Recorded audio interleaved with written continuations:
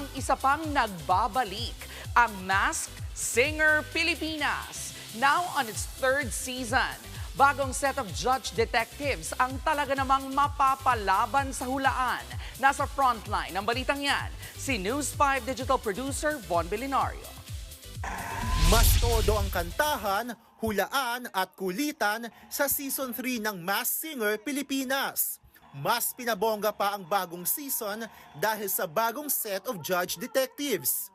Kasama riyan si hitmaker Arthur Neri, Philippine King of Soul Jano Gibbs, concert queen Pops Fernandez at award-winning actress Nadine Lustre. Si Jano, competitive ang mode sa panghuhula at ginamit ang experience sa industriya para sa kanyang advantage. Hinalukay ko talaga yung utak ko and I'm lucky na marami na ako nakatrabaho eh. Mas malaki yung range of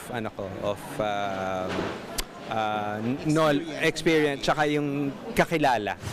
Pero parang si concert queen Pops, hindi umepek ang experience dahil sa galing ng mga contestant. Ang challenging part nga is hindi although yung iba distinct yung voice nila, no.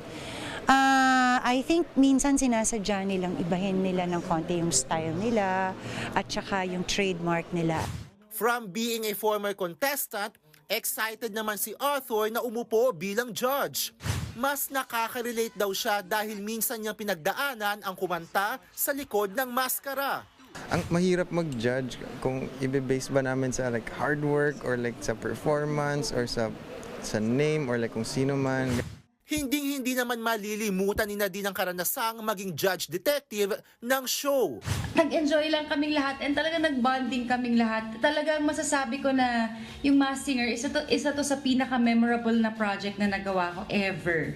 Abangan ng kulitan ni Jano at Nadine as Jadine and Pops at Arthur as Pops Tour.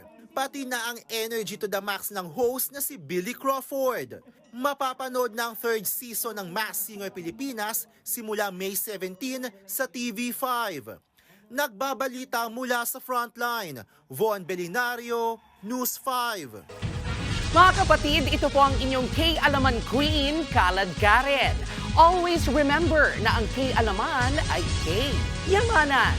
Kaya para sa latest showbiz news at dagdag impormasyon, mag-follow at mag-subscribe sa social media pages ng News 5.